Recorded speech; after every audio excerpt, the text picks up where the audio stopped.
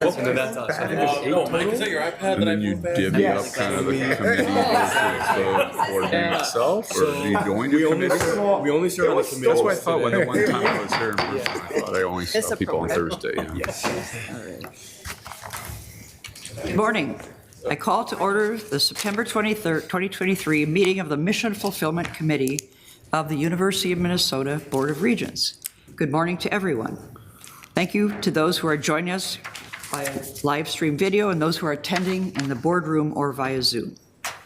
First thing I want to do is to welcome our student representatives who are here today, Eva Waco and Nico Vasilopoulos. Both are from the Twin Cities campus, and we're delighted to have you here. Thanks. I would like to start by acknowledging the importance of the work that this committee does. The University of Minnesota has a three-pronged mission: teaching and learning, research and discovery, and outreach and public service. This is at the core of our institution.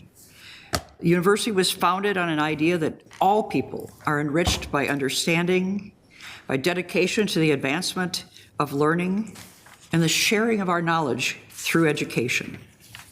It was said that this was here to benefit the people of our state, of the nation, and indeed of a world. And this is no small thing. This is very important. This academic enterprise that we'll review today is at the core of the university, central to everything we do. Our students, our faculty and staff are truly the heart of this institution. Everything we do and every other committee, everything we do is to best support this core mission of the university. And for me, it's an honor to serve as a regent on this board. And now we'll turn to the first item on our agenda for our 2023-24 work plan. Regent Kenyanya, vice chair of this committee, and I have worked in close collaboration with Provost Rachel Croson over the summer in developing this plan. I'd just like to make a few comments. If you look at the plan, you will see that we will be learning about all 5 campuses in terms, excuse me, on enrollment strategies and financial impacts. These conversations will build and further move the conversations we had last year in the 2022-23 board cycle. Impact 2025, which is our system-wide strategic plan, has outlined enrollment goals for each of the 5 campuses individually, as well as for our system as a whole. These conversations will focus on the progress we've made toward enrollment at each campus and on the financial strategies and that input. Our goal here in work is oversight. It's a key component of what the board's priorities are, and it's what we're doing here in the Mission Fulfillment Committee. These review and action cycles address priorities set by the board and by interim President Ettinger. And finally, I would just like to say we will now turn this over to Regent Rachel Croson, who will take us through the important next steps and work that we're doing for 2023-4. Thank you, Chair Johnson, members of the board. So I just wanted to highlight a few other items from the work plan. The first is a briefing we're going to hear today on the undergraduate admissions process on all 5 campuses in the wake of the June Supreme Court ruling. A second highlight is an update about our processes and progress toward our upcoming 2025 Higher Learning Commission accreditation, which I think at the moment we're scheduled to receive in February. And then finally, a presentation on the varied and essential contributions of term faculty and instructional staff in the university's mission, which is coming, we have currently scheduled in May. If there are any questions or comments about the work plan, we'd be happy to entertain them. Okay, see done. Thank you, Provost Croson. Prepared then to move forward with the annual report on academic program changes. Thank you.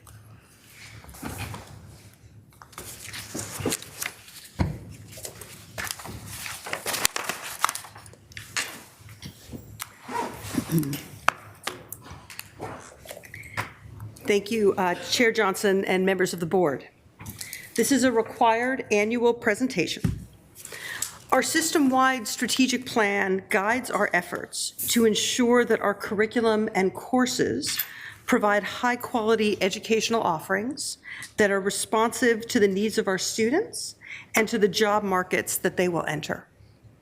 We must advance our curriculum, degree programs, and other programs as the world evolves.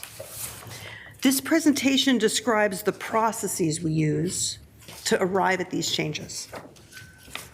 A detailed and required report regarding substantive degree program changes from last year is provided in your docket.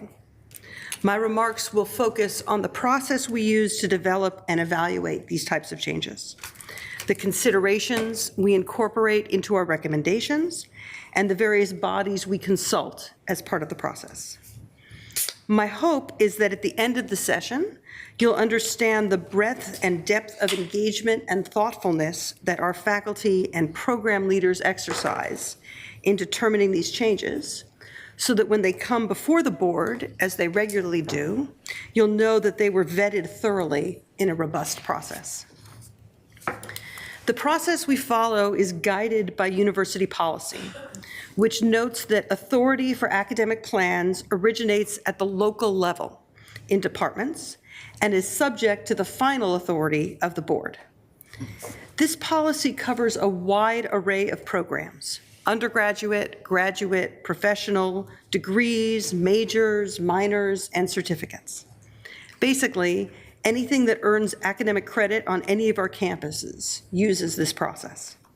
I should note it does not cover non-credit-bearing offerings, including some continuing and professional education. Given the current political climate in our country, in which legislators and governing boards around the U.S. are dictating to faculty which courses can and, more distressingly, cannot be taught, it is more important than ever to acknowledge and to articulate clearly that it is our faculty who are responsible for our curriculum. In the Board of Regents policy on faculty tenure, it states that faculty have the responsibility of furthering the institution's programs of research, teaching, and service. And our administrative policy, whose title is Academic Unit Authority over the Curriculum and Major, it states that departments, colleges, and campuses are best suited to determine the curricula and requirements for majors and minors, for graduates and professional degrees, and to add or remove course offerings. As codified in these policies, the University of Minnesota has exhibited repeatedly our strong commitment to this principle that faculty, departments, colleges, and campuses decide on the curriculum. In each meeting's consent report, the Board of Regents votes on the recommended program additions, changes, and discontinuations. When we recommend a new program, a substantial change to a program, or a discontinuation to you for approval, it has undergone a rigorous and thorough process of planning, consultation, and review. This process is designed to enact our shared commitment to continuous improvement in our courses and curricula, and to the commitments outlined in the system-wide strategic plan.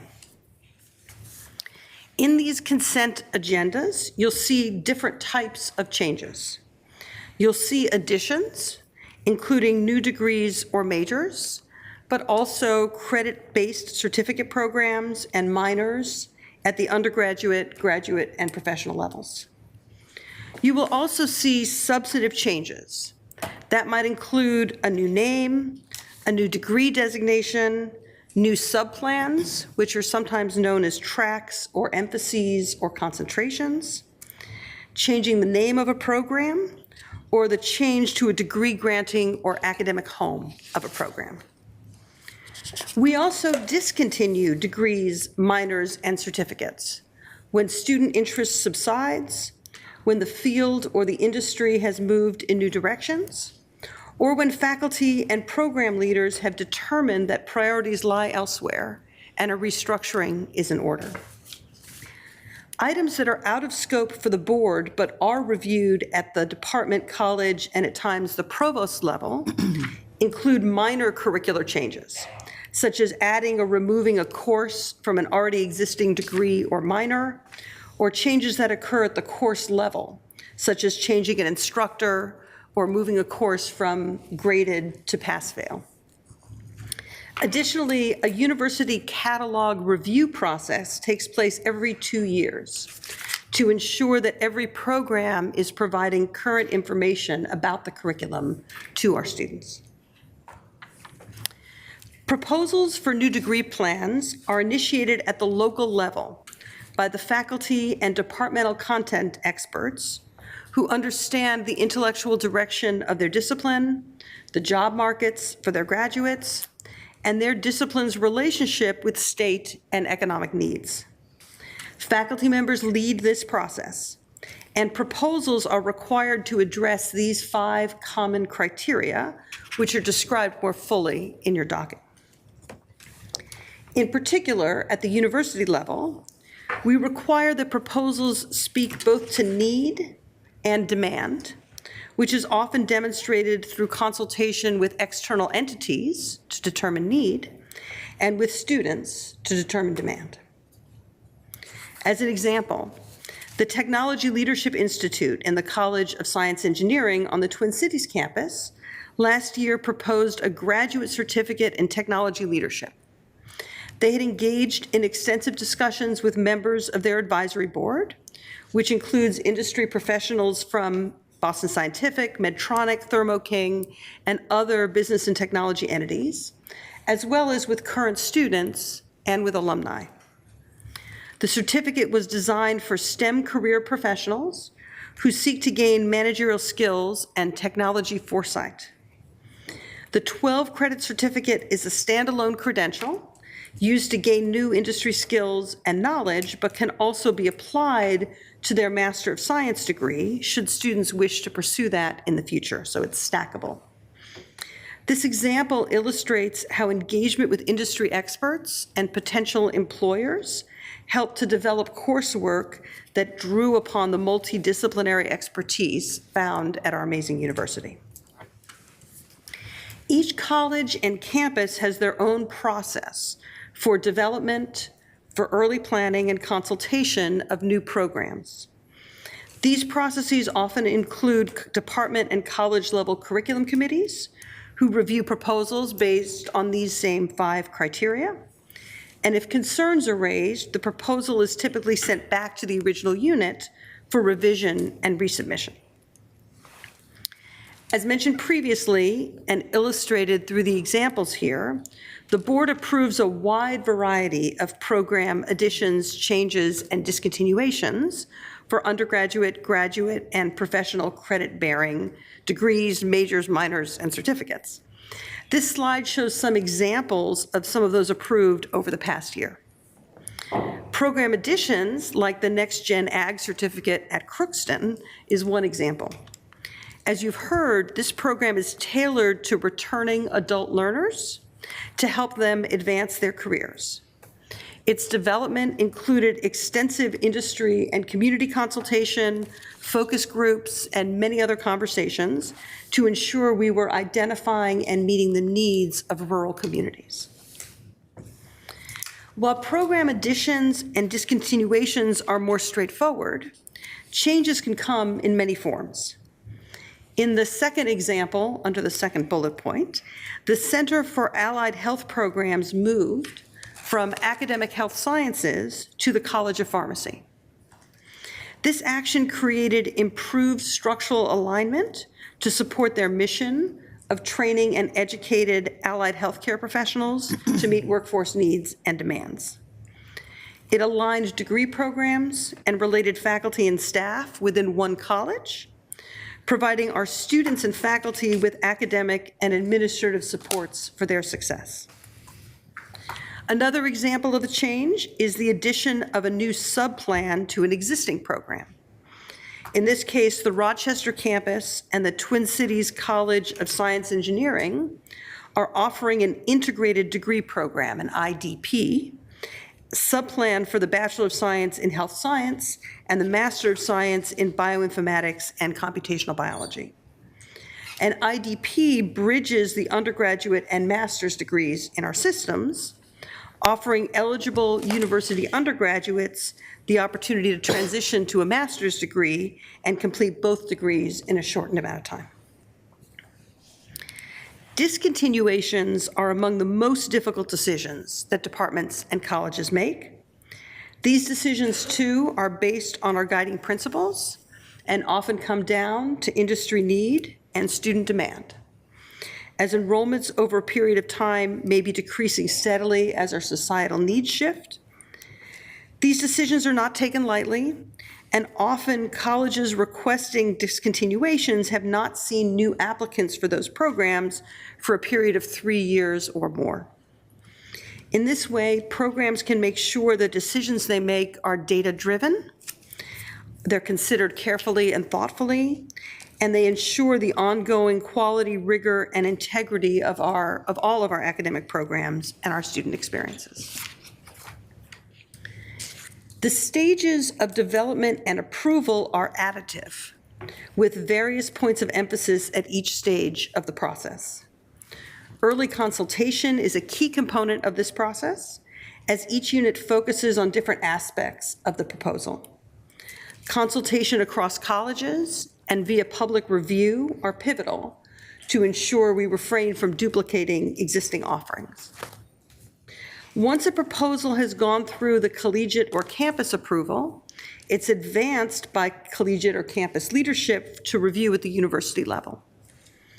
The Office of Undergraduate Education and the Graduate School focuses their reviews on admissions and degree and curricular requirements, university policy and accreditation compliance, and other factors specifically related to the academic success of students. Review by the Office of the Provost focuses on things like, I've discussed, need and demand, support and resources, and program consultation and duplication. As proposals make their way through the approval process to the Office of the Provost, consultation is solicited from colleagues in graduate, professional, and undergraduate education. For Twin Cities undergraduate majors, proposals are also presented to the Campus Curriculum Committee. This group, whose members are selected by the deans, has broad representation from across the campus. It meets monthly, and in addition to these common criteria, the members review proposals for potential duplication to ensure that proper consultation has taken place between colleges and campuses, not just within the college and campus. Because the members are from different departments across the university, this is one more mechanism to advocate for multidisciplinary curriculum. The Graduate School and the Provost's Office facilitate consultation of new graduate or graduate professional programs within the Graduate Associate Deans and the Professional Education Council. This again helps promote multidisciplinary efforts across colleges and units and ensures that the university community is aware of new degree programs before coming to the Board of Regents for approval, and that we all have the opportunity to ask questions and provide inputs. Consultation is built into this process because often academic program decisions have the potential to affect or involve other units. For example, a new program in the College of Nursing might increase the demand for classes in the College of Biological Sciences, and they need to be prepared to handle the new demand. On the other hand, a new program in the School of Public Health might decrease demand for classes and majors in the College of Liberal Arts, and the institution needs to weigh the costs and benefits of the proposal and the resulting budgetary reallocation with a focus on what is best for the students. Once consultation is concluded, and for all new degree plan programs, staff in the Provost Office reviews the final proposal. We review these proposals for policy compliance and accreditation, but also to ensure that each proposal is aligned with the mission of the university, as well as the system-wide strategic plan and the strategic plan of the home unit, that it meets the compact and budget constraints of the home unit, and that it minimizes duplication, both within our system and our state. As a final check, all programs slated for the consent report are posted for public review prior to the Board of Regents meeting. Finally, reviews need to be timely. Academia can move very slowly. And while consultation can help identify unanticipated consequences of program changes, it can also slow progress. Our process ensures adequate consultation and rigorous review, but remains agile enough to allow our faculty to align student degree and curricular experiences with cutting-edge discoveries in their fields and changes in the market. This latter point is one of the many reasons why students want to study at a research university. Proposals come before the board only after all these steps are complete and after I have reviewed and approved the findings of all of the previous groups. The process sounds linear, but it is not always so. Proposals are reworked and sent back through the process to address concerns identified at different stages. And sometimes proposals are abandoned if the concerns that are raised are sufficiently serious or can't be resolved.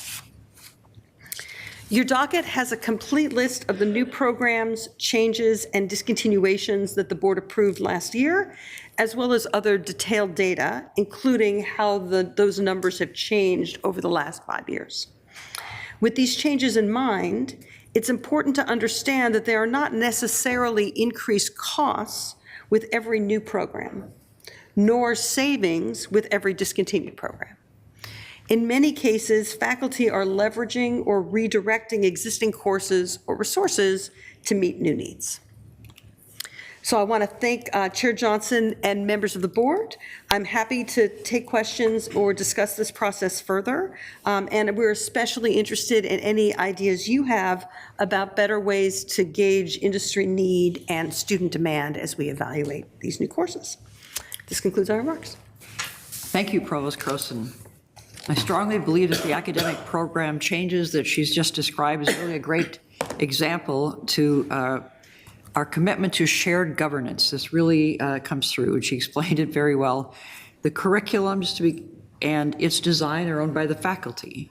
And then the faculty with close connection works with the administration to take things forward through the development process. And after a rigorous program review is completed, the programs come back to us here at the Board of Regents for approval. You'll hear a lot about shared governance. This is how things work in this committee, and I think how we all can work together for the good of the university, its plans, and obviously then its educational and student endeavors here. So the faculty, administration, the board work together. We have different roles, but we have a shared goal. And with that, Regents, I open this to any discussion that you have or questions for Provost Croson. Okay. Regent Hipsch. Thanks, Chair and Provost Croson, for the presentation. So my question isn't about the majors and how we choose them and how. Mine is about the quantity of students in the majors, because that changes as often as anything. Like right now, systems engineering is very needed, or supply chain management, for instance. 10 years ago, they weren't as needed, okay? And so how do we make sure that we're getting the right quantity, and how do we expand that to meet the needs of Minnesota? Chair Johnson, Regent Hibbs, thanks for the great question. Indeed, majors get hot, majors get cool, things happen over time. Computer science right now, as you might imagine, computer science engineering has exploding demand, and one might argue high need as well. But of course, we don't force students to choose a major, right? That wouldn't be effective either from our perspective or from theirs or for the state, right? We do, however, identify which major students want to go into in the admissions process. You'll hear about admissions in the next presentation. We ask students about what major they'd be interested in, and that can help guide us a little bit in making sure that we don't admit more than any given department or college can handle, and that we make sure we are admitting enough students who are interested in various topics. So there is some influence we have there, but of course, as you might imagine, when students enter the university thinking they're going to major in one thing, they often change their mind, and we encourage that kind of intellectual exploration. Any follow-up, Regent Hibbs? Well, just to follow up, I think it's behooves us to really coach the students so that they have success when they get out. So they're not going down a path that has a dead end, because we'll be criticized for that as well. So, if there's two choices and they don't know for sure if we could, so that's just my advice, so.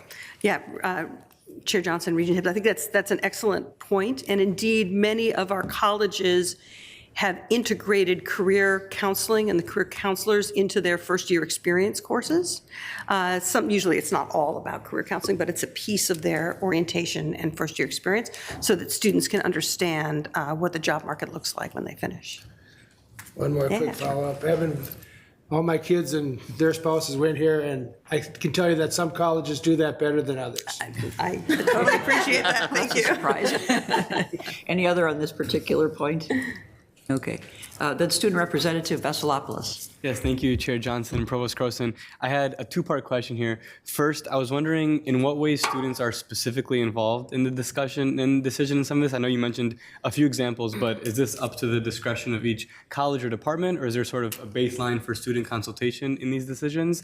And then second part question, I was wondering to what extent these decisions are brought up to students and acknowledged kind of prior while the decision is happening instead of after once the decision is already made. For example, if I'm a first or second year student and I haven't declared my minor yet, but I've seen it on the website and I want to kind of declare it in the future, do I know about this afterwards, or if I happen to go across the department's website offerings again, or sort of when do I hear about this as a regular student? Sure.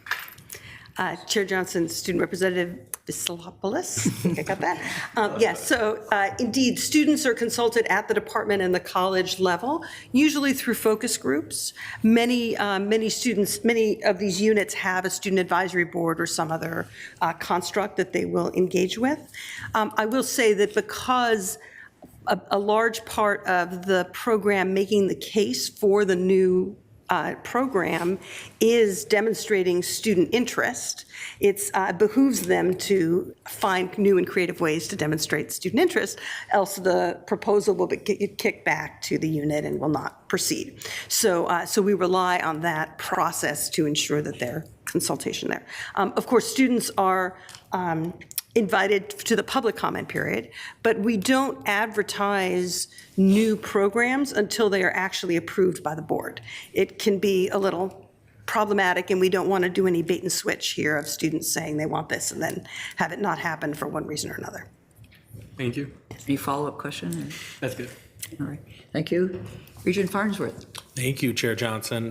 Really just one comment, which is I just wanted to underscore something that, well, not just Provost Croson said, but the idea of the faculty owning the curriculum. I think that's so important, and I just want to, I've always believed that, but want to echo that, how important that is. And as we see across the country, other boards kind of veering into territory, which I don't think we want to go into, and I've never experienced us going into, but that is becoming somewhat of an issue in higher ed governance and these processes and at institutions that don't have as robust or shared governance as we do that the chair emphasized. So I just think that is one of the most important parts of this presentation, and I think it goes without saying, and I would hope, think that all of us value that, but I just wanted to highlight that again, and that really speaks to how we do this process that the provost just laid out, and very much related to shared governance that the chair talked about. So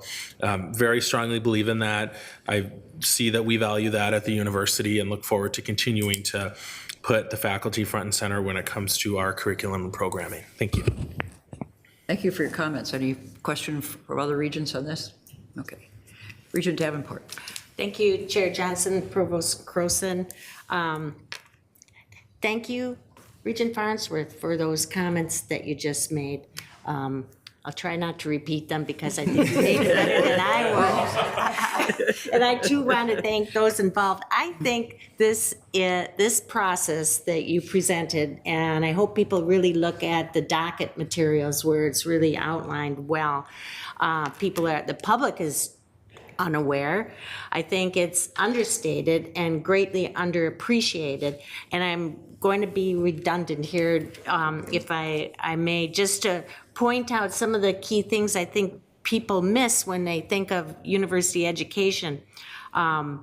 Faculty-driven, stackable credentials. In the 4 years now, the university has really moved to stackable credentials so that what you're talking about for students can add on specialties to their majors.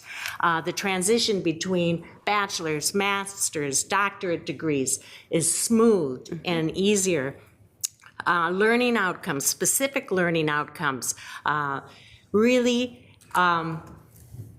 target what students are coming out with learning, and we'll see that when the accreditation team comes here because they delve into classroom specific curriculum. Non-duplicative, I think the public misses that. We really work hard so that there's not duplication with another program in the state so that there are unique niches and pathways for students to really pursue what they want. Cross-discipline offerings so critical in today's world. Industry need, student demand gets to your question. I think the other thing that's greatly missed when you're thinking outside of perhaps a 2-year technical degree is that the university has advisory committees. Those are employer-driven, expert, industry experts-driven to help faculty incorporate the right content and outcomes. And then I'll just end with what you said, rigorous yet agile enough. So I want to thank everybody involved in this process. That is what we are about. Any comments? Any other comments specifically on this? It's wonderful to have a professional educator on our Board of Regents. And thank you very much for your comments, Regent Davenport. Regent Kenyanya. Thank you, Madam Chair. And I will thank Regent Davenport for thanking Regent Farnsworth, for thanking the chair and the provost for their comments. I obviously completely endorse that. That's certainly how we do it here. Perhaps it's cold weather that promotes academic freedom because it's the warmer states that seem to have trouble with this. Madam Chair, with your permission, I have a question for Regent Davenport. The self-pronounced geek, I think, as you just put it. I totally, endorse what the provost presented and how this flows. You having have been on both sides, in governance and in the institution, as a regent, then what are we looking at? I mean, it's in the consent agenda, and vast majority of the time we trust the faculty, we trust the process, and it does end up mostly being a formality. But there is that approval authority. So at what point would you as a regent or myself as a regent say, well, actually, I kind of want to talk about that one, and what kind of lens would you be using to bring up a question, a concern, or whatever in that very limited scope?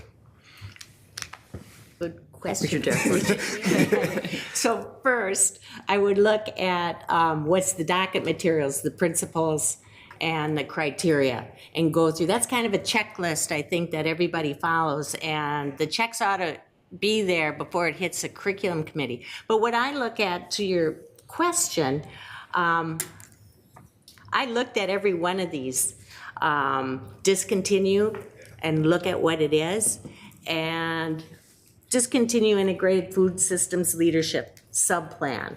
So there, add self-design subplan. So thinking as a student, and to the enrollment question and to the multiple options, I look at that, is it relevant? Is it non-duplicative? Is it existing already? The cross-discipline, I'm guessing that the faculty talk together and they compare what the content is in their various courses and put these together in a complementary way so that they're not duplicative, but they're additive to what a student is looking for or doesn't know that there's an industry need yet. But it sounds pretty interesting, and for maybe 12 more credits, I can get this added on. So those are, create a completely online delivery option in PK-12 administration. makes sense to me because those people are busy, they're working, they can't travel 60 miles, 120 miles or whatever. So I look at each of these with that kind of a lens from the student lens and what the workforce needs in the state. And the university is different. The University of Minnesota is different than our other institutions in many ways, and they're very complementary. And I know a lot about Minnesota's offerings, and Minnesota is a fortunate state. The employers in Minnesota are fortunate because we have a robust higher education system. Yes, we need to take a look at it so that we are non-duplicative, and we do have financial constraints that we have to live within. But I go on, sorry. Putting a quarter in a juke Regent box. Kenyatta, does that answer your question? It does, thank you. What we're about, right? Follow-up question? No, that was very helpful. Provost Croson? Thank you. Okay. Mary's guide. But I think I'll just make a comment here too. We do have a very robust educational milieu in Minnesota, and I think benefit from three major groups. We have the whole university, and it's 5 campuses and all that. Then we have the Minnesota State system, and then we have the private colleges, and it's really provides students and resident citizens of the state with all kinds of options, and many people use 2 or more of those in their total educational journey. So it's just great to have that too. Are there any additional questions at this time for Provost Croson or about this topic at hand? All right, then we're at the end of this session. The next session will be 75 minutes, roughly. So we are thinking a 10-minute break here might be appropriate, or does that feel too soon after we've come together? I won't fight it, Madam Chair. Okay. Let's see. We'll reconvene at 10:25. What's the right pronunciation of your last name? Vas- E.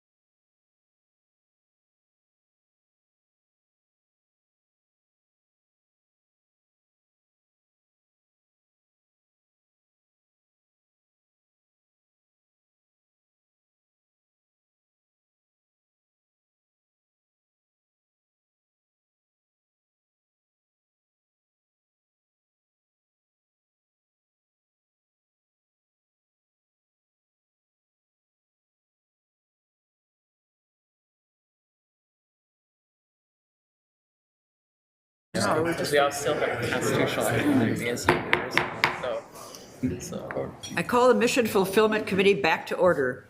We will continue now with our third item, which is a discussion of the impacts of the recent United States Supreme Court decisions on undergraduate admissions. I would also like to welcome Vice Provost McMaster to the presenters table. Provost Croson, would you like to get us started? Thank you, Chair Johnson, members of the committee.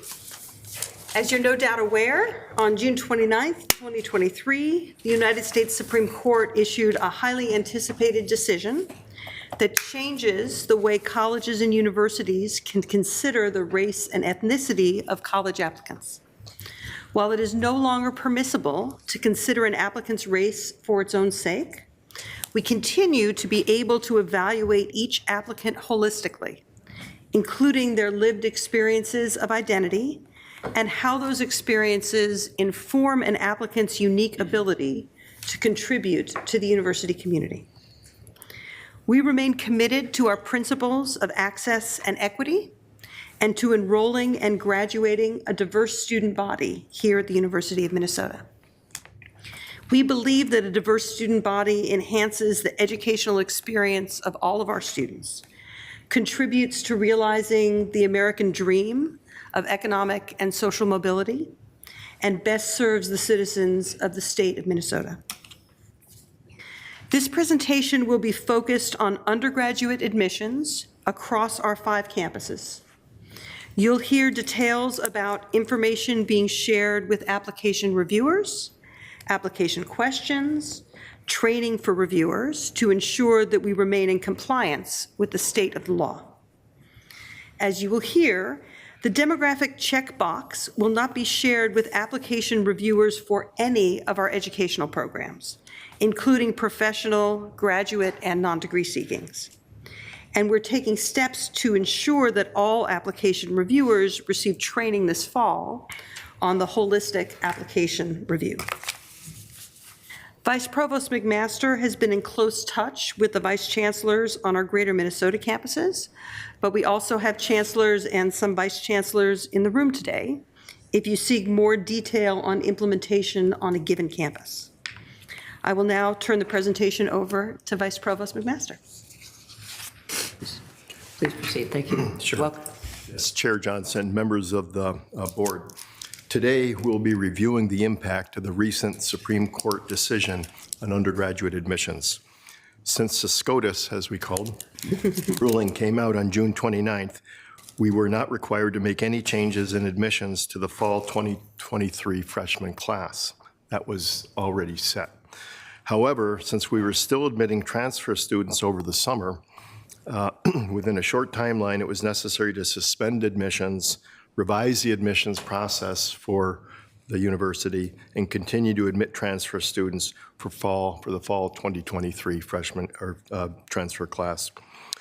My own expertise is in the area of strategic enrollment management and student success, not the legalities of the SCOTUS decision. Fortunately, the Office of the General Counsel has and will continue to address legal issues as we work through the various ways the decision affects our policies and our practices. There are many Impact 2025 metrics that address undergraduate diversity, broadly defined. The overarching goal is to recruit and retain diverse student talent that includes BIPOC students, first-generation students, rural students, and low-income Pell-eligible students. The impact action is to increase the percentage and number of underrepresented students. On all our campuses, we have accomplished that through record high numbers of underrepresented students. For instance, on the Twin Cities campus, we are expecting a record 35% BIPOC enrollment for the fall 2023 semester, the semester that just started yesterday.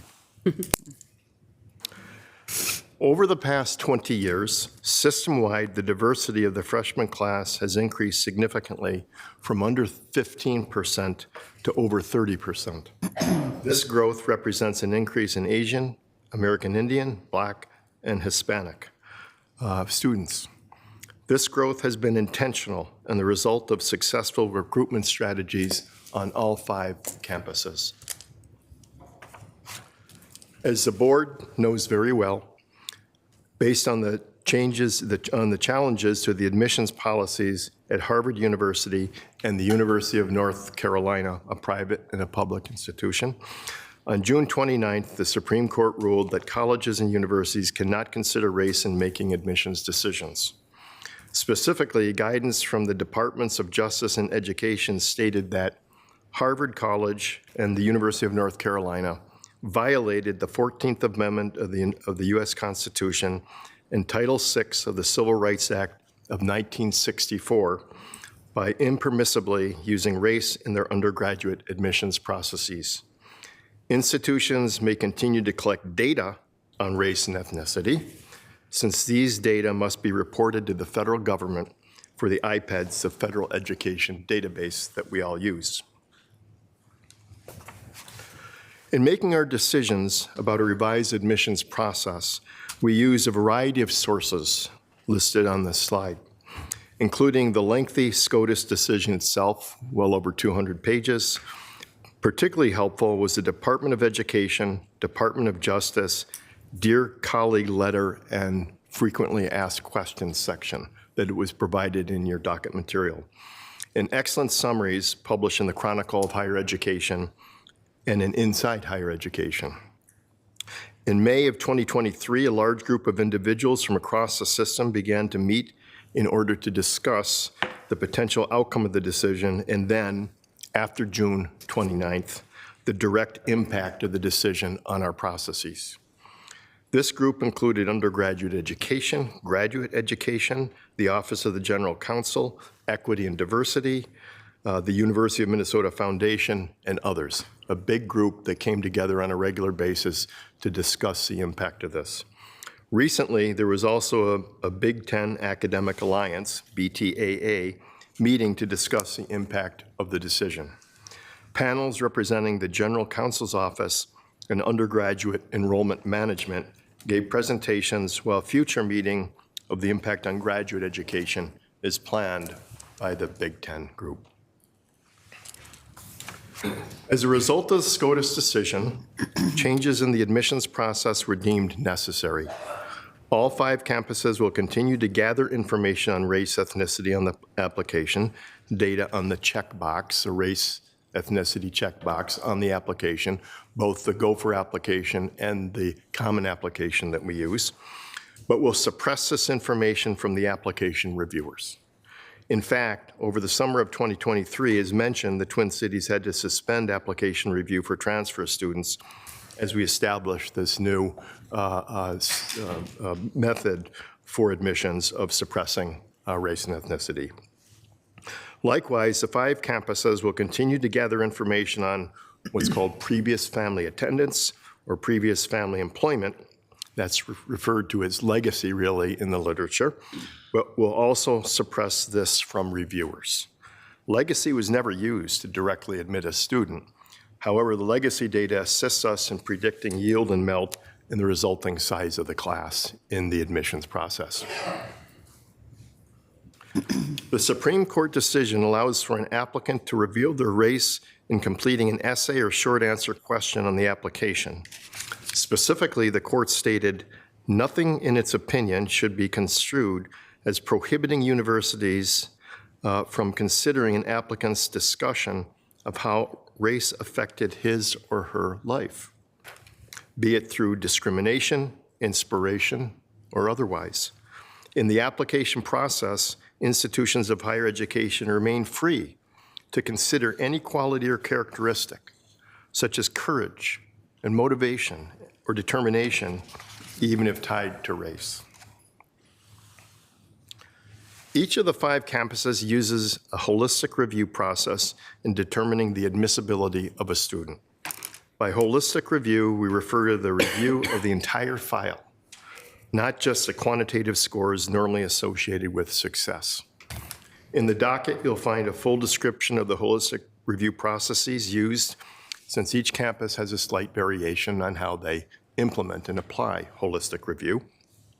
This slide depicts the academic factors used by the Twin Cities campus in holistic review, including the coursework taken, these are all kind of obvious metrics, and the rigor of the curriculum, grades, class rank, if available, increasingly it's not available, grade point average, and a test score, which is currently optional on all 5 campuses. In holistic review, a series of what are called context factors are also factored into the decision for admission. Some of these included on this slide include evidence of exceptional achievement, extracurricular activities, being a first-generation student, and previous military service. Application reviewers thus look at the entire record in determining admissibility, where no one, absolutely no one factor dominates the decision. In the world of academic admissions, holistic review of the file is considered to be the absolutely best practice. The Twin Cities undergraduate application does not require a full essay, but 3 short answer questions are included in the application. Given the U of M's continued focus on diversity broadly defined, a decision was made to make 1 short answer question required, that on the student's background of experiences and perspectives and talents. Requiring an answer to this question ensures that application reviewers obtain the information needed to consider holistically how the applicant contributes to diversity through their lived experiences and challenges they have faced and they've overcome in life, which is a critical part of an application file. In addition, the question is a way for us to tell applicants that the university highly values a diverse class, broadly defined. On the Twin Cities campus, a team of 60 individuals is responsible for reviewing the application file, where each file is evaluated by multiple readers to provide several opinions on the student's credentials. Each reviewer undergoes extensive training on how to interpret a file and now is required to read and acknowledge their understanding of how race can be used under the SCOTUS decision. This slide shows an excerpt from the acknowledgement that they must sign. Specifically, it explains, this information about a student's race or ethnicity cannot be considered as a contribution to the diversity of the student body. It can, however, be considered as part of the holistic review of the application as it relates to challenges that applicants have faced, skills they have built, or lessons they have learned that will provide them a unique ability to contribute to the University of Minnesota's scholarly community. That's a key term here, the scholarly community. The Office of Admissions will be vigilant in working with staff to ensure there is a complete understanding of how to interpret files under the new Supreme Court ruling. The documents we reviewed provided some excellent examples of permissible ways to consider race. Without reading these directly, the basic idea is a focus on overcoming life challenges and skills acquired and leadership opportunities while not using race directly for admission. One example our U of M SCOTUS group has used is the following. A Black student in a predominantly white school becoming class president, indicating strong leadership abilities. The reviewer can use the fact that that student was a strong student leader, but cannot use the fact the student was Black in the admissions process. The SCOTUS decision also allowed for continued targeted outreach, recruitment, and pipeline or pathway programs, as long as these programs do not admit based on race. The UMTC recruits heavily from several Minnesota State community colleges, as do all of our campuses, some of whom enroll a diverse set of students. Maintaining such pipelines is permitted and represents an effective recruitment strategy. As an example, the University of Minnesota Twin Cities has teamed up with 7 public 2-year campuses around Minnesota to offer the Minnesota Cooperative Admissions Program. It's called MNCAP for short. When you enroll in the Minnesota Cooperative Admissions Program, you will be guaranteed transfer admission to one of the participating U of M majors when you meet certain conditions, mostly a GPA condition. All 5 campuses will continue to use well-established and highly effective recruitment strategies and to develop enhancements for these approaches moving forward. A primary approach is to focus on those high schools with significant numbers of first-generation, low-income, and or underserved students. For example, targeted recruitment at schools with high percentages of free and reduced lunch students has been very effective in enrolling low-income students to our 5 campuses. This would also include focusing on specific geographies, such as those from rural Greater Minnesota schools. Another approach is to enhance our on-campus visit programming to ensure expanded day and time availability for students and parents. We also plan to add new events for those students in lower grades, reaching back into the 9th grade and the 10th grade with active programming. Finally, the establishment of new partnerships will be critical. We have recently established a Community Access Partnership Advisory Board to reach out to a whole different set of groups that play a role in undergraduate admissions. Beyond the enrollment of a diverse student body, institutions such as the University of Minnesota must maintain structures that support a strong sense of belonging. Without a strong sense of belonging on our campus, students aren't retained and they leave. These structures, as long as they are available to all students independent of racial background, are considered legitimate by the SCOTUS ruling. Two of the Impact 2025 metrics, Goal 4.1, recruitment and retain diverse talent, and Goal 2, cultivating a welcoming and inclusive campus climate, measure our success with commitment 4, community and belonging, the broad-based commitment 4. In fact, several of our CERU, and CERU is a survey of engagement at the Research University, our primary survey instrument that we use for both undergraduates and graduates, measures help us monitor progress and a sense of belonging for all students. On all of our campuses, myriad advising, career counseling, mentoring, and other student support centers will be maintained. On the Twin Cities campus, a few include the Multicultural Center for Academic Excellence, MK, which provides informal mentoring and support, our many living learning communities where students with similar interests and backgrounds live together in residential housing, and our first-year housing scholarships to increase the opportunities for low-income students to live on campus. We also have programs we've created to support our students from Greater Minnesota.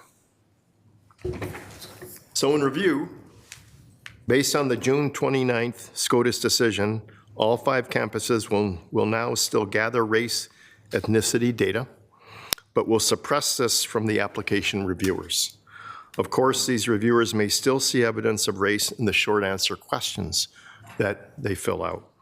Previous family attendance and employment will also be suppressed. On the Twin Cities campus, 1 of the 3 short answer questions will now be required. Most importantly, what has not changed is our commitment to enrolling a diverse class for both freshmen and transfer students, our continuation of a holistic review process that benefits from everything a student brings to our campus community, all aspects of their background, and a continuation of our very successful recruitment activities. We now turn the presentation back to the board for questions and discussion. We especially welcome your thoughts on these questions, but of course, other thoughts you have on this very complicated topic as well. Thank you very much.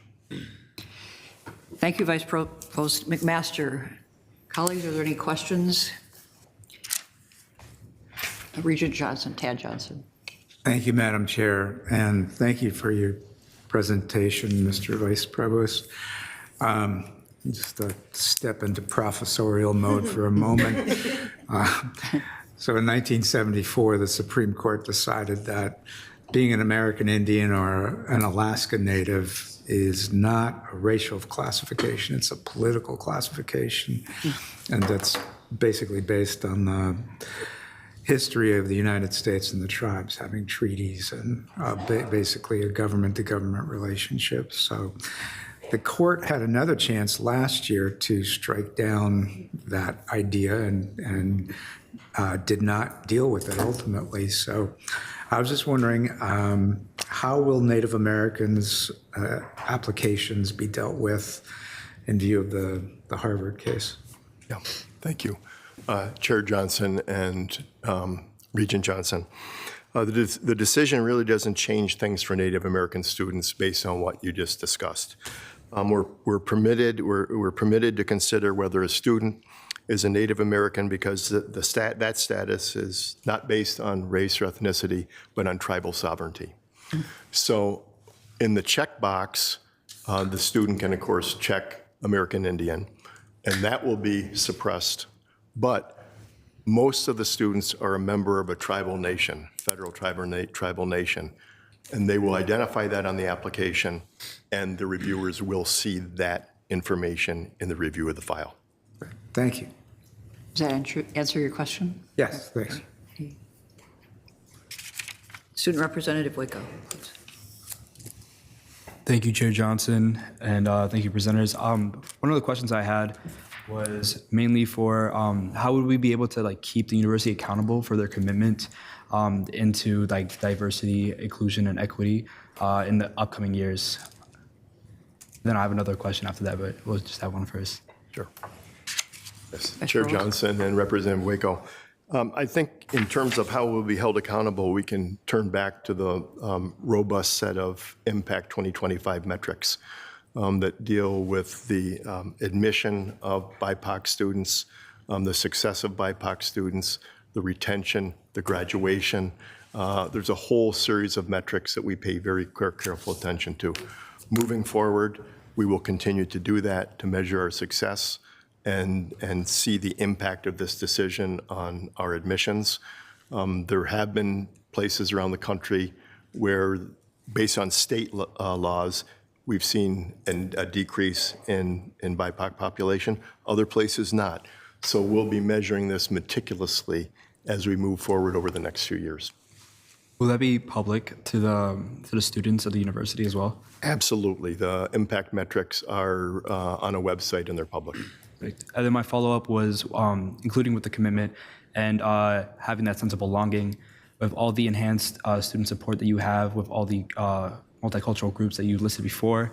Will there be any advanced or increased support for those groups as well? Okay. Yeah, Chair Johnson and Representative Waco, as of this moment, there aren't any plans for significant increases in a whole set of programs that are already in existence. And we have many, many of these programs. I've mentioned just a few. So I think given the success we've had in closing retention and graduation gaps, given the programs we put in place on all 5 campuses, I think we stay the course and just continue to nurture and invest in those programs that have been successful. Thank you. Thank you. Regent Tao Rabi. Thank you, Chair Johnson. Vice Provost McMaster, I had a couple of questions. One is I'm really glad to hear that this doesn't prevent you from actually investing in increasing kind of partnerships with community groups, especially in, I think, communities who have been historically disadvantaged. I think that's a really critical part of both making sure that the university is a viable option for communities who maybe don't have that, connection to the university. So I'm glad that there's increased, or what sounds like increased efforts to build those relationships. My question is, you talked about the reviewers, and can you talk a little bit about how they're selected and who makes up that review group? Sure. Chair Johnson and Regent Tawarabi, the Office of Admissions on all 5 campuses is responsible for hiring the reviewers. Mm-hmm. There are different kinds of reviewers that are hired. Some focus on domestic applications, some focus on international applications, and some focus actually on Minnesota applications. They're hired through a very careful screening process based on their background, and they're trained heavily in the first year on how to interpret both the quantitative record, but then the secondary context factor record as well, which is as important. And the critical piece now moving forward in the training of these reviewers will be the sensitivity to not including race in their evaluation. So the Office of Admissions hires and trains the reviewers. The number of reviewers is really often dependent on the number of applications that come in and the workload. So for this fall, we had nearly 40,000 applications. So again, that takes about 60 reviewers to go through all the records. The critical thing, not to belabor this, is that any application is reviewed multiple times, and there's a conversation about that application.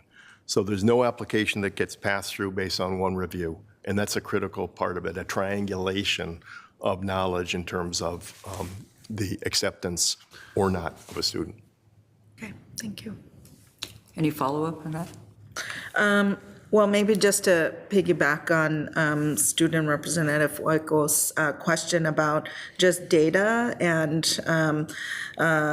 understanding that, yes, we have we continue to have a larger incoming class of BIPOC students, which is really impressive and important to track. And then, as you said, we're providing support for their success here. But also, to the extent that we're also on that back end, how will we view the success of students of color? Do you know what I'm saying? If we're not considering race now, we can't as part of the application, but on the back end, we're interested in how students of color are, whether we retain them here and whether they're able to be successful here. How will that be reported on? Okay, sure. Chair Johnson and Regent Taurabi. There's really two parts to that, I think.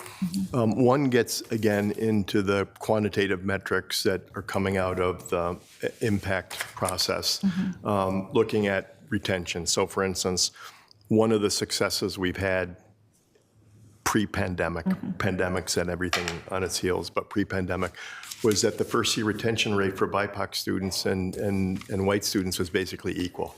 We had zeroed that gap. Now, it opened up a little bit over the last few years, but we're going to be closing that again. Same thing with four-year graduation rates. We've been closing the gap. So we can look at those quantitative metrics. Almost as important as that is this sense of belonging.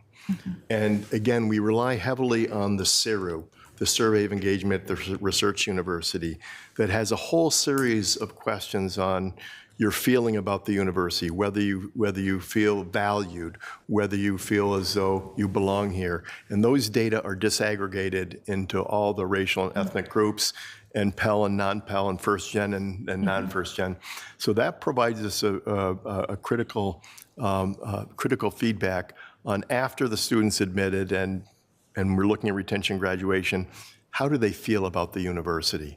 They can come out with a 3.8 GPA and a spectacular academic education, but if a student hasn't felt that they belonged here, that's not what we want to graduate. So I think there's two parts to that. Okay, great. Okay, thank you, Regent Provost Croson. Thank you, Chair Johnson, members of the committee. I also want to add, especially for the new committee members, every year there is an accountability report that my office coordinates with the Office of the President. It's presented to the board in, I want to say May, June, but at the end of each year. And we explicitly report out on all of these measures, retention, graduation, both independently and the opportunity gaps that Vice Provost McMaster mentioned, both for underrepresented minority students, BIPOC students, and also for Pell eligible students versus all of our other students. Thank you. Regent Kenyanya.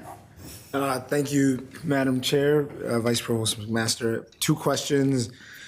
Start with one, and just to clarify, and then maybe add a comment.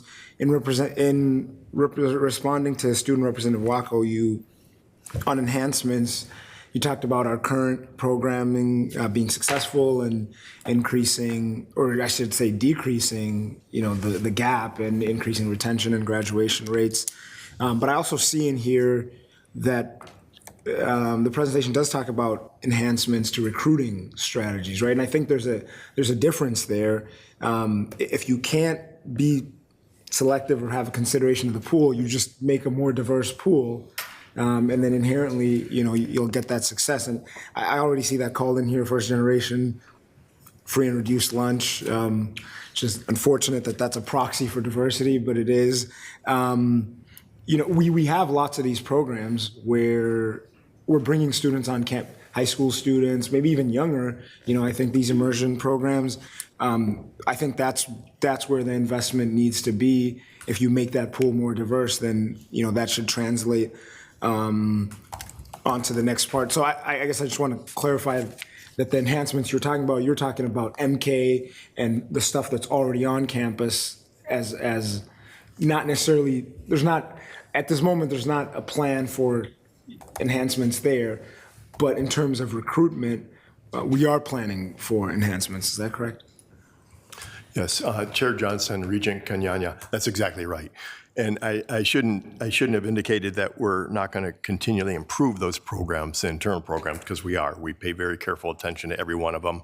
The example also is the President's Emerging Scholars, where we invest every year, and we just added a few years ago really a summer bridge program to the PES. The emphasis now will have to really be placed on the recruitment, and the Supreme Court did not argue that you couldn't continue strong recruitment based on geography, based on the other variables we've talked about. But I think to your point, trying to enhance the access at a very early stage for the K-12 community to come to campus and to make sure we're aware of who's on campus. And is it a summer camp? Is it a Northrop event? Is it another kind of activity on campus? And to really nurture the relationship between the K-12 community and the university in terms of building pipelines. That will be really even more important as we move forward. Yeah, thank you. And I think Regent Taurabe was asking about that as well. So really, really glad to see that in the plan and fully support investments, significant investments in that area. And then briefly, Madam Chair, my second question was about as we look across the system, is this different at all on different campuses? And maybe it's not, but I don't know the different practices, and obviously we know our campuses have different realities in terms of the enrollment environment. In that conversation and in working with the campus leaders, what differences arose, and if any, maybe none? Chair Johnson and Regent Kanyanya, there are differences in the admissions process and the holistic process, and they're kind of detailed in your docket. But basically, holistic review, when we all use it pretty consistently, is pretty much the same. That is, you're looking at an entire record and focusing on all the variables and attributes and qualities of a student. In terms of the Supreme Court impact on our admissions, it is consistent across all campuses. The race and ethnicity data will be suppressed, and the legacy data will be suppressed. But again, with the short answer questions and the other essays, that's where a reviewer will have to learn to interpret what a student provides. Thank you. Thank you. Thank you. Okay. Representative Vasilopoulos. Thank you, Chair Johnson, Vice Provost McMaster. I had a question regarding the application questions. I remember when I was applying, I answered the optional questions, and they were actually the first two questions that I answered, so I guess I could have stopped there in the process. But my question was, I was wondering if historically you have any data around how many of our applicants or then admitted students end up answering that optional question that's now required, and if now that we require it, we'll see any change in sort of what these applications look like to the reviewers. Since it was optional, now it's required, how many actually answer it before that? Sure. Chair Johnson and Representative, I'll try this, Vasilopoulos. Those questions had different answer rates, the 3 questions. The one in particular we're talking about now, for freshmen, 65% traditionally answered that, and transfer students, 75% answered that. Moving forward, we'll have more complete answers. And again, what's really critical is it provides the application reviewers a sense of the background and the values and overcoming challenges and information that is really extremely valuable for a reviewer as they look at the file holistically. Perfect, thank you. Okay, thanks. Regent Verhalen. Thank you, Chair Johnson, and thank you, Vice President, Vice Provost Master, just promoting people today, sorry. In the comments that we received in the portal, thank you, Ms. Overby, for helping push that across the finish line. Yeah. We received a comment around this issue specifically related to this item on mission and fulfillment's agenda. And I think it really articulated well the concept that you've carried through this presentation, which I think is really important, that we don't give up on diversity. We just need to think more critically and strategically and creatively on how we create welcoming and a sense of belonging and opportunities for diverse experiences at the University of Minnesota across all of our campuses. And one item I think I at least would like to see considered as you and the team work forward in, what this process looks like. It's one thing to create opportunities and bring students onto campus in K through 12 and get them excited about the University of Minnesota, get excited about being part of the maroon and gold family at whatever campus it is. It's another to think about the access of an onerous, cumbersome, or frustrating application process, especially for those who are in homes or situations or schools where they don't have a tremendous amount of a support infrastructure to help guide them through that process. And so thinking through how to keep the process succinct enough that it truly is accessible, but also robust enough that you're gathering this information on how these students and applicants may become a vital and critical part of the student body and the community on our campuses. Any response? Or? No, just a quick comment, Chair Johnson and Regent Verhalen. Well, we are concerned that the decision will have a dampening effect on applications, just with students who will think, well, higher education is not as interested in diversity as they used to be, which is completely wrong. And so one of the things that I think we'll be doing in talking with the admissions office is we have a high school counselor network, a very strong high school counselor network, and we'll be working with that network to articulate how to work with applications and the changes in the application and what students might want to pay more attention to. So I think it's a space where we can be a bit more proactive in trying to help students think through how to express how they've overcome life challenges and other critical parts of their background that would be important for us to know about. Chair Johnson, Regent Verhalen, I think your point is very well taken. I would point to one of the pilots that many of our campuses are participating in through the Office of Higher Education, the Direct Admit program, which sends out letters to qualified high school students that says, given your accomplishments, you would qualify for admission at these different campuses. I think programs like that both encourage students to believe that college is for them and to lower the barriers to the application process itself are going to be really even more important moving ahead than perhaps they are today. Any follow-up? No, thank you. We don't have any additional comments at this time. Final chance, okay.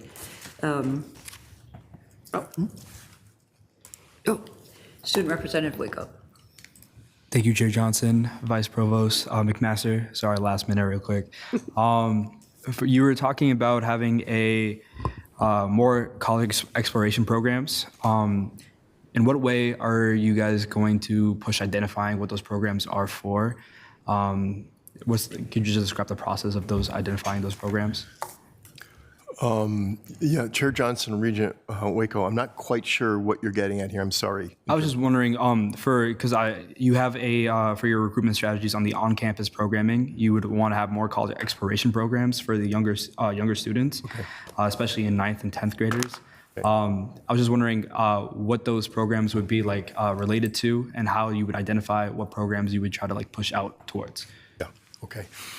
So I think that's a work in progress. I can't give you a specific answer now because we've been starting to think about this after June 29th and a bit before.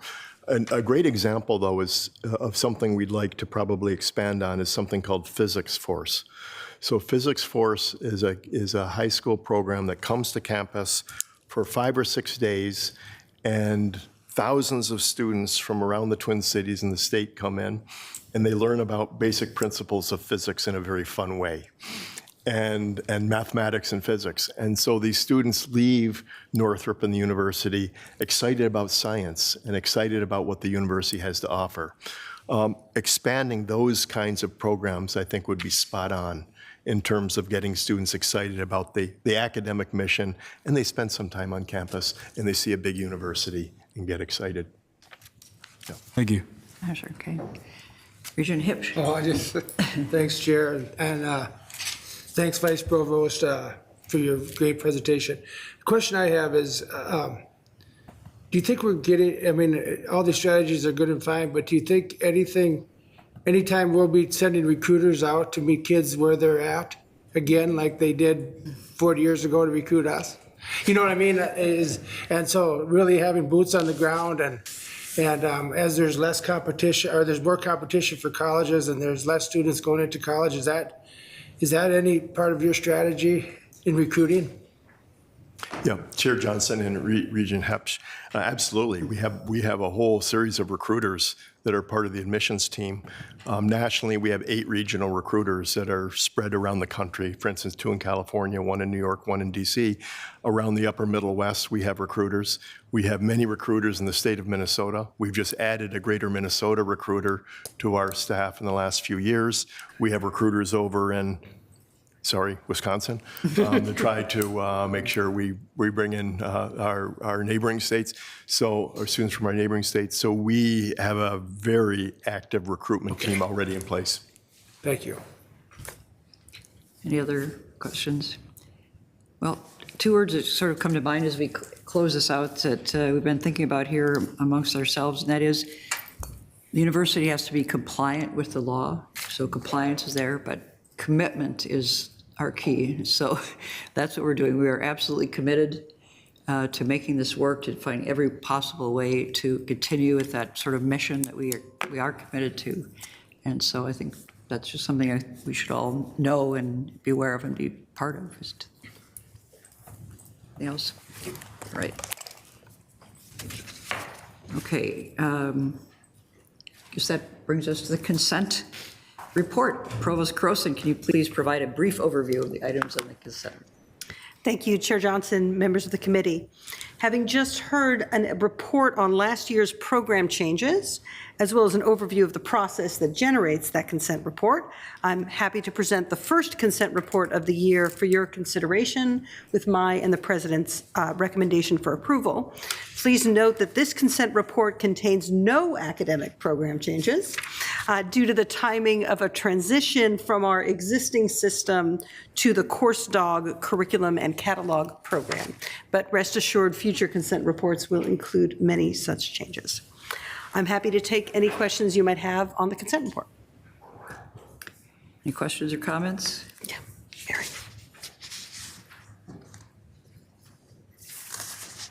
Regent Davenport. It's a question to which I should know the answer, but I'm not remembering.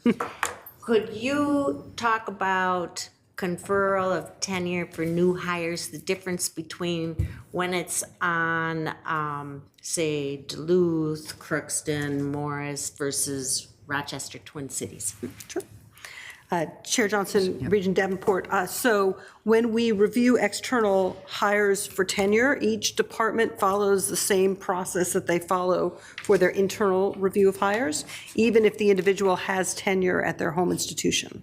It is not an automatic granting. It is a wholly separate review process with external letters and all of the reviews.